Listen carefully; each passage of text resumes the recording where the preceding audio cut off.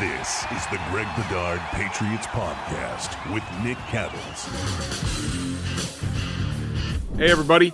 Welcome into the Greg Bedard Patriots Podcast with Nick Cattles, who's not here today. Proud member of the CLNS Media Network. This episode is brought to you by PrizePicks, the largest daily fantasy sports platform in North America. Download the PrizePicks app today and use code CLNS and get $50 instantly when you play $5. That's code CLNS on PrizePicks to get $50 instantly when you play $5. PrizePicks, run your game. This episode, we're very pleased to be welcoming in a longtime friend of mine and the program and BSJ, Aaron Schatz, the Chief Analytics Officer at FTN Fantasy, better known as Mr. DVOA, just came out with his 2025 FTN Football Almanac, which is, to me, it's a must-read every year, has been for many years. How many years have you been doing this, Aaron? This is our 21st book. It started as Pro Football Prospectus in 2005. Yeah. Wow. Yeah, I mean, that's pretty much my career as a NFL beat writer. And so, yeah, this is one of the books, and I highly recommend it. Where can they get it at, Aaron? The PDF is at ftnfantasy.com/almanac. There will be a physical copy. It will be on Amazon in like a week, but the PDF is better for us. So that is what we would like for you to buy, which is ftnfantasy.com/almanac. Chapters on all 32 teams, fantasy projections, team projections, all of our usual wit and stats and craziness. Yeah, I have to dive into it every year, and I just I went through the Patriots chapter, but also one of the great things about this, and it's such like I have it on my desktop. I usually get the physical copy as well because I like to have it on my desk, just ready to use. Like for instance, just the other day I used it because I was analyzing Carlton Davis, the new Patriots cornerback who played with the Lions last year, obviously with the Bucks. And I was curious because in the 3 games that I analyzed, I thought the Lions were playing like 60% zone, 40% man. But I knew where to go, and I went right into the Lions chapter. And actually it says that I think they played 63% man, which was second in the league, which was surprising to me. But that's why I go to Aaron's Almanac every year to make sure I'm bringing people accurate information. Before we dive into sort of your thoughts on the Patriots and 2025 and Mike Vrabel and Drake Maye and all that good stuff, I wanted to start a little bit with this Belichick-Kraft pissing match that if people aren't informed, Kraft was on the podcast Dudes on Dudes, I think it is, with Edelman and Gronkowski. And he was basically, he was given a softball question about like what he thought his best move was as owner. And I thought it was pretty complimentary that he talked about, trading a first-round pick for Bill Belichick, and that there was he took a big risk on Belichick. And, I saw the quote at the time. I didn't think anything of it. I was like, he's been saying that stuff for years, and it's true. I mean, Belichick was not exactly popular at the time. Had some success in Cleveland. We all know how it ended, 5-11 with the move and all that stuff. Ended up getting fired before they moved to Baltimore. And, I thought Kraft was absolutely accurate when he said he took a big risk on Belichick. I mean, trading a first round pick for any head coach is a big risk, let alone a guy who won 45% of his games in Cleveland. It wasn't exactly Mr. Media or Mr. Personality as the face of the franchise. And so, I didn't think anything of it. I was like, okay, whatever. But of course, Bill Belichick, for whatever reason, couldn't let it lay. And in my opinion, it's quite obvious that he reached out to Don Van Natta from ESPN and basically said enough is enough and talked about how he had a big risk and, taking the Patriots job. Aaron, you live here. You've been a Patriots fan. You know all of this stuff. You know all the history. I'm just wondering, what were your thoughts? What was your opinion on sort of what we've seen in the last 48 hours? Yeah, first of all, it's so unseemly. From a media perspective, it's great to have all this to talk about, and I'm sure it's fabulous for sports radio, but it's just unseemly to have these guys constantly sniping at each other, because this is not the first time we've done something like this since Belichick left. In a way, they're both right. They both kind of took a risk. I think that Belichick was right when he came to the Patriots that the ownership situation with the Jets was off. But they did, I think, have a better roster at the time than the Patriots did. So that's a little bit of a risk. Trading a first-round pick for a guy who'd washed out of his first job is probably a bigger risk. But I don't think that Kraft was trying to criticize Belichick. I think he was saying, I believed in this guy, and so I took a risk. When you trade a first-round pick for a coach, it's a risk. And I think them sniping at each other, it does feel like for a guy who was always concentrated on no distractions, my God, is Belichick good making distractions for himself? Yeah. I mean, no question. I mean, you got the Jordan Hudson stuff and now this. I mean, look, I understand that Bill, at this point, with what he's gone through from, getting fired with the Patriots, I'm sure he didn't love it that Kraft went on a podcast at some point in time and said, I didn't want to have to fire Belichick, but I did, even though they had this whole press conference that said it was, mutual and all that bull crap. But I'm sure he's had a big blow to his ego with, hasn't gotten an NFL job the past 2 years, had to go to UNC. And so, I understand it that, maybe he's a little overly sensitive at this point in time. But what I can't deal with is I think this is Bill, and this is a lot of ways since sort of, the downfall of him in New England the last few years, just the disingenuousness of it all. Some of the stuff that he said to Van Natta just wasn't true. I mean, yes, it was a risk to him going, and he talks about, he's like, I already had the opportunity to be the head coach of the New York Jets. And, he's making it sound like he had all these options. Bill Belichick basically orchestrated all of this. Going to New England, he had been here. He had gotten close to the Krafts. He had gotten close to Jonathan Kraft. That's why this whole thing came about. They liked the way he thought about things and, his mind. And so obviously they were, talking in the background for years. And Bill basically sprinted to New England. And not only that, he's basically making it sound like, he had all these choices and, he had to take a risk on the Patriots. People forget, but Bill Belichick filed an antitrust lawsuit against the NFL to get himself to New England, to get out of the Jets contract, to get to New England. It's not like he was held hostage. No, he wanted it. In New England. He absolutely wanted it. It was a little bit of a risk. If you look, he was leaving a better team for a team that at the time was a little bit worse, but it was a risk he wanted. He wanted to go to New England. He did not want to coach the Jets. Yeah.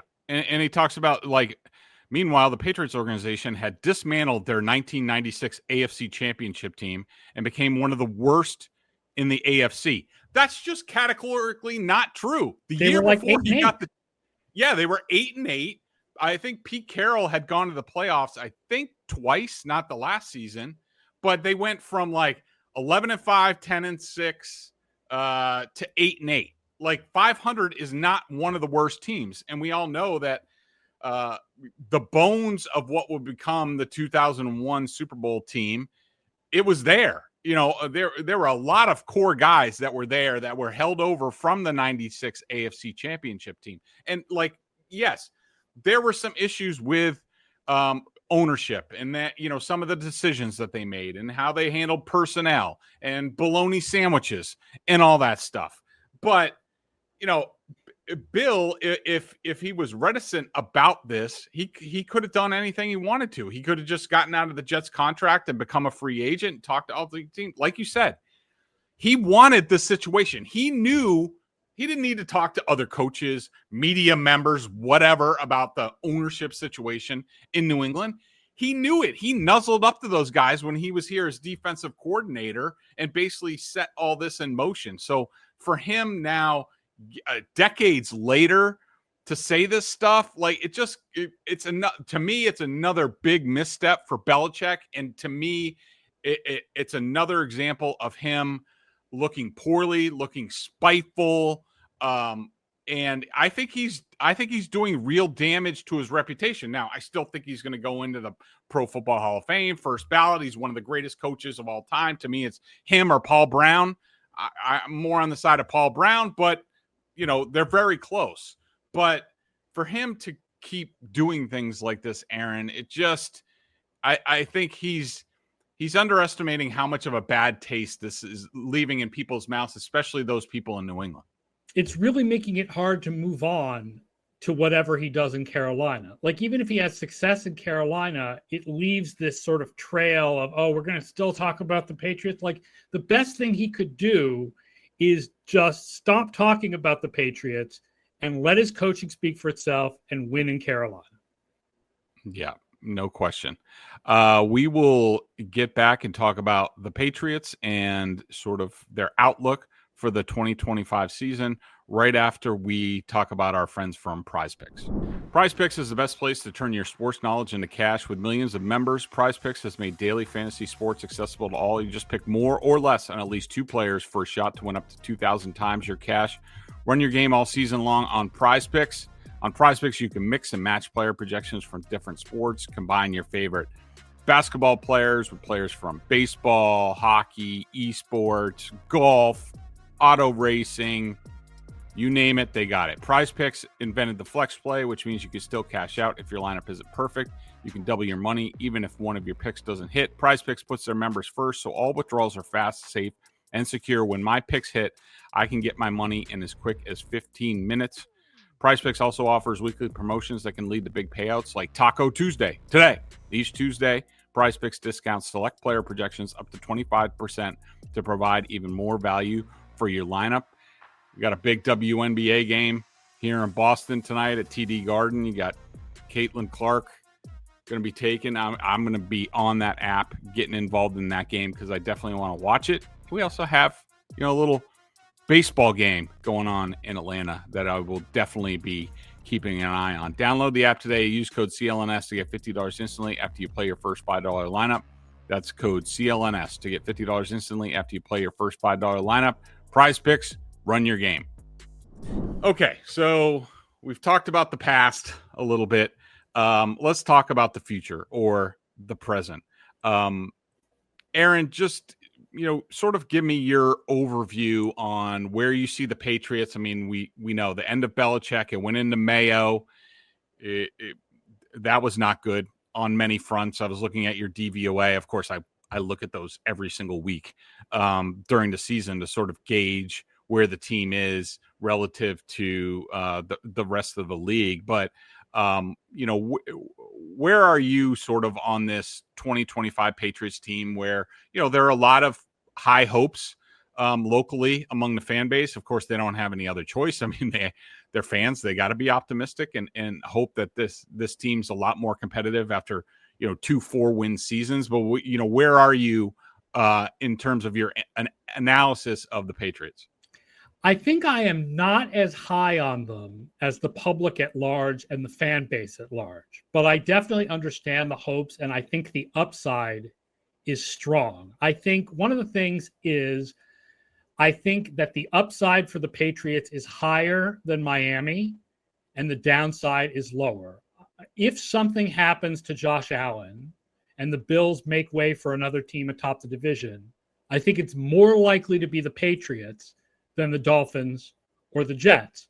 but I think the sort of average expectation for the Patriots should be a little bit below 500. This should be a much improved team. The personnel is improved. The coaching is improved. I don't know if it's improved as much as people think, although I'm certainly willing to hear the argument that part of the problem is that there's no way in a statistical projection system to put just how out of his depth Drake Maye was last year. And therefore, even if you don't assume that Vrabel is a great coach, right? Because we don't know how good a coach Vrabel is. We think he's a really good coach, but we don't know that he's a really good coach. But we kind of know that Mayo was a bad one. So even if we think of Vrabel as an average coach, that's a big step forward. Yeah, no question. One thing that, I'm interested in, I understand, and, you sort of, we've talked a little bit on email. I'm sure it must be very hard to quantify, like when a new coach takes over, even with a coach who has coached in the league before, and, basically a new quarterback, even though we know Drake Maye played last year, sort of won one, real game from start to finish. We also know about the coaching problems, not just the head coach, but the offensive line coaching has been in disarray for years around here. And I don't think people really understand that and the impact and, how underwhelming the coaching staff was last year. I'm curious about how you saw the Washington Commanders going into last year, because basically the Patriots are in the same situation. I mean, Drake Maye is coming back for a second year, not Jayden Daniels as a rookie. But in terms of, you have Dan Quinn, a retread NFL head coach. They brought in, most of their free agency was what the Patriots have done largely, sort of, mid-tier, maybe some guys who are long in the tooth, but guys that they know, and they know that they can plug and play and they'll raise the floor quickly. Are the way that your model sees the Patriots for the season, is it similar to what you projected for the Commanders last year? Yes. In fact, I would say we're probably projecting the Patriots a little bit better than we projected the Commanders last year. We did not think the Commanders were going to do what they did. Jayden Daniels was fantastic. And then there were other players that took a step forward, like Sam Cosmi. And Brandon Coleman, the rookie who played left tackle, was reasonable. And, so there were other things. Their defense was bad, but it was mostly Jayden Daniels. There's no question Drake Maye might be that good. We all agree that whatever the numbers say about Drake Maye, that he's got the it factor. From the moment that he threw that touchdown to Keyshawn Boutte, it is like his first start. Everybody was like, "Oh, this is a guy. This could be the guy." So, the idea that Maye takes a huge step forward and he carries it all, and they become like Washington last year, is completely not out of the realm of possibility. Yeah, and people should know, you have them. What do you have them around? 8 wins, 8.1 wins. Yeah, which is a little bit lower. Aren't they 8.5 in most of the sports books? So we have them a little bit lower than the Vegas line. We have them going to the playoffs about a third of the time. They do have one of the easier schedules in the league this year. Yeah, and I think that's if the schedule wasn't as big a factor, and who knows at the end of the year how things look, and which quarterbacks get hurt, it's obviously going to look different at the end of the year. But you go through it, and the schedule is the biggest. So my first go around, and I'll have my official projection right before the season, but my first go around after the schedule came out, I predicted them for 11 wins, and that was before Aaron Rodgers signed with the Steelers. That could swing it more to 10 wins, because they had them in week 3, and I think Aaron Rodgers will eventually blow up the Steelers like he did the Jets. So it's better for the Steelers to get the Patriots early on in the season, especially he'll probably be healthy. But I do think if they had a middle of the road schedule, then I would probably have them more around like 7, 8, 9 wins. But I just think the schedule is very advantageous to them, and I think it's going to help them. It helps that Miami looks like a bit of a mess. Yep. And the Jets, I'm not a Justin Fields believer. No, I'm just not. No, either am I. And like I was watching somebody's film. Might have been Robert Spillane, I think, and they played Justin Fields and the Steelers one of the games, and I mean there were like 5 throws in a row that were like bunnies that Justin Fields just missed. I mean he'll make a good pass, and of course we know he can run, but yeah, I mean Aaron Glenn, I'm sure that defense will get back to playing how it did before Robert Saleh got fired, or should be pretty good, but I think Justin Fields is terrible. So I think that, the Dolphins feel like they're headed for an implosion this year. The Jets, not a believer in Justin Fields. The Bills, are really good. Do I think the Patriots could steal a game from the Bills like they did with Mac Jones? Yeah, it's possible. Clearly the Bills are the best team in the division, but and then the NFC South is lousy, and they play the NFC South, and the NFC South is lousy. Yeah, absolutely. Let's talk a little bit more about Drake Maye. One of the stats that you guys had that jumped out to me that I guess I didn't really realize at the time, and it's strange because Alex Van Pelt ran the West Coast offense, and you think of certain things with the West Coast offense, but it said Maye can easily cut down on the sacks taken by checking the ball down more. He was 34th in check down rate. Like that was one of the numbers that jumped out to me about Maye. But you also had a lot of stats about, really good deep ball thrower, threw the ball well, down the field, tight window throws and things like that. You're like, where do you see Maye after his rookie season? I mean, I think that you would have to put him ahead of Caleb Williams, even though Caleb Williams was taken first. I think, Bo Nix surprised by playing better than people thought he would. But I think Maye, Williams has the potential, and Nix has what he did in his first year, and Maye is sort of halfway in between them. I think, look, everybody agrees this is a really talented guy. And if you keep him upright behind a better offensive line, and I mean, all they have to do is go to average, right? They don't have to be a great offensive line. It's just a huge step forward just to go to average.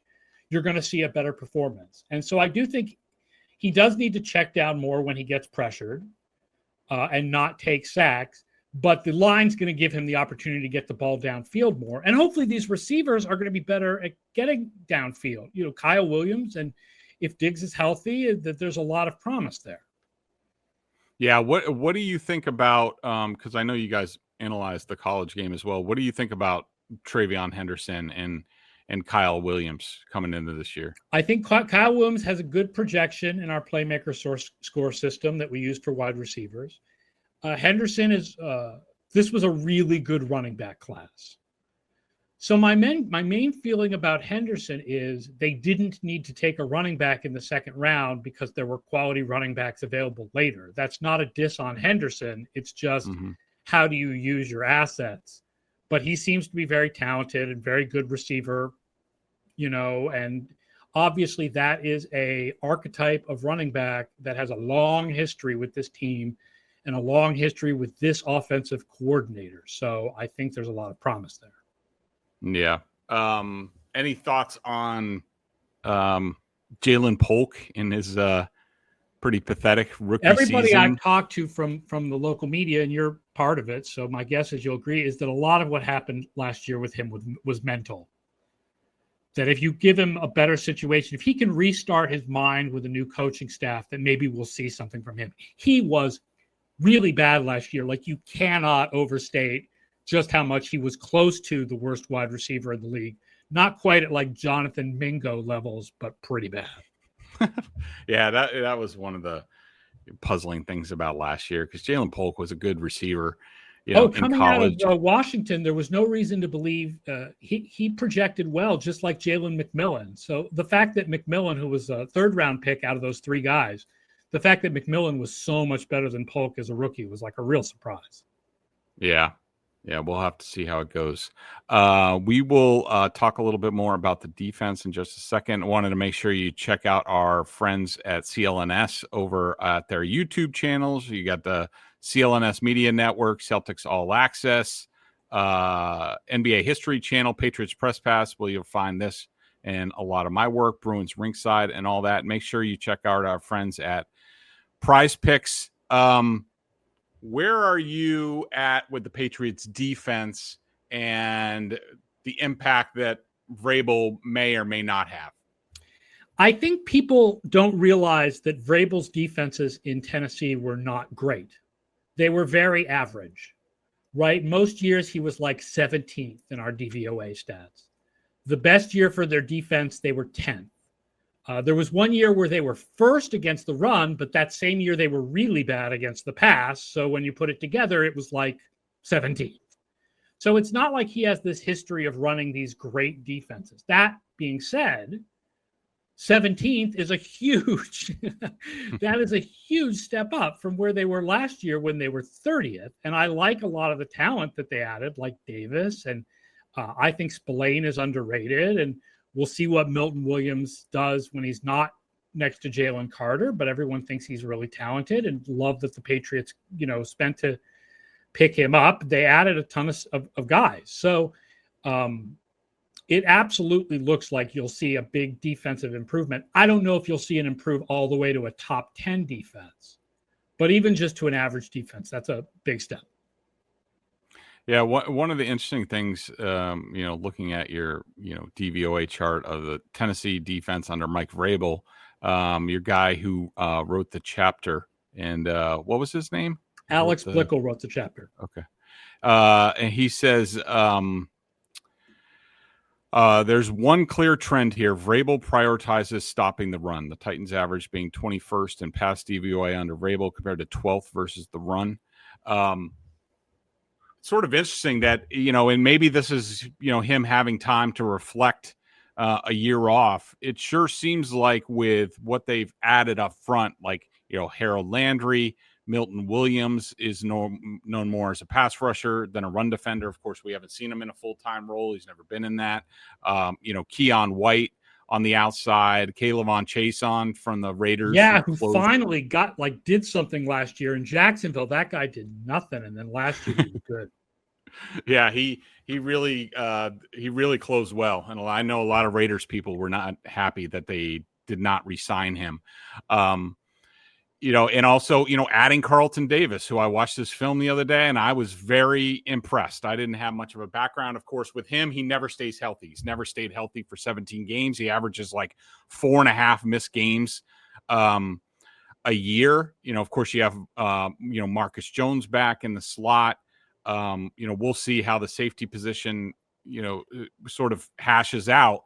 But given what the ability that they have up front with the pass rush, and then starting with Gonzalez and Davis as the two starting cornerbacks who can play man, they can do anything, but they can play man really well.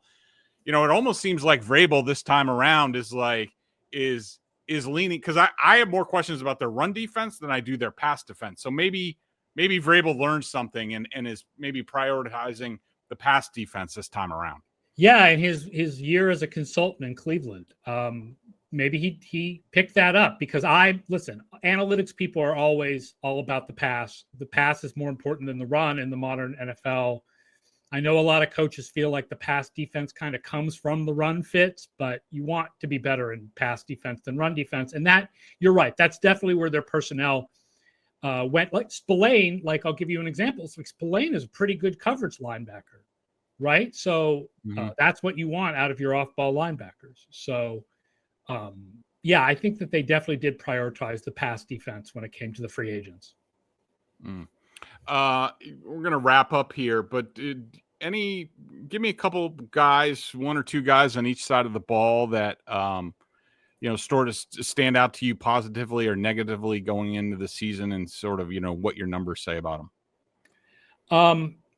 I think that it's interesting that Gibson was really good as a receiver last year, and now he's almost like going to be replaced by Henderson, right?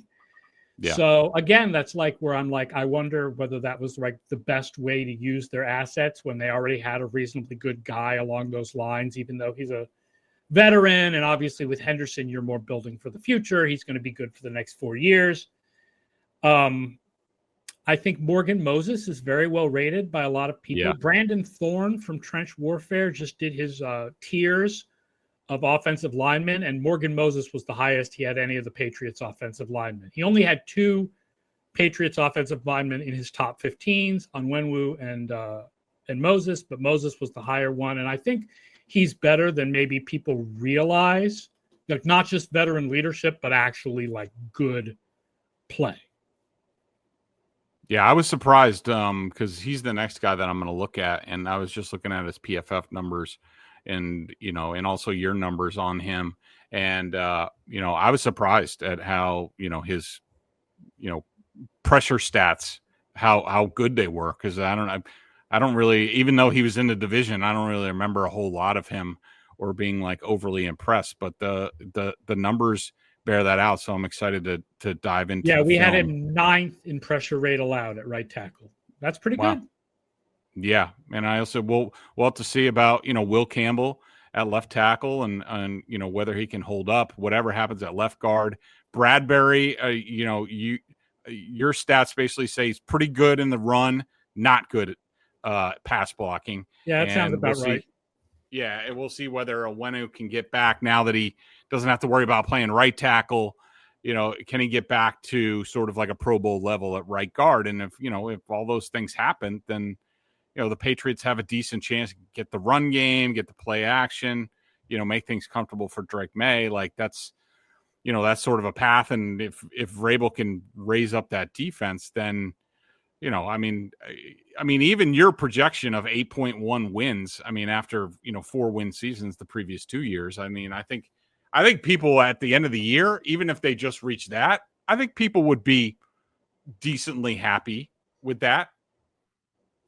Yeah, I think as long as that comes with Drake Maye looks even better than last year, because then you're like, oh, well, here we go, year 3, now we're really going to get it.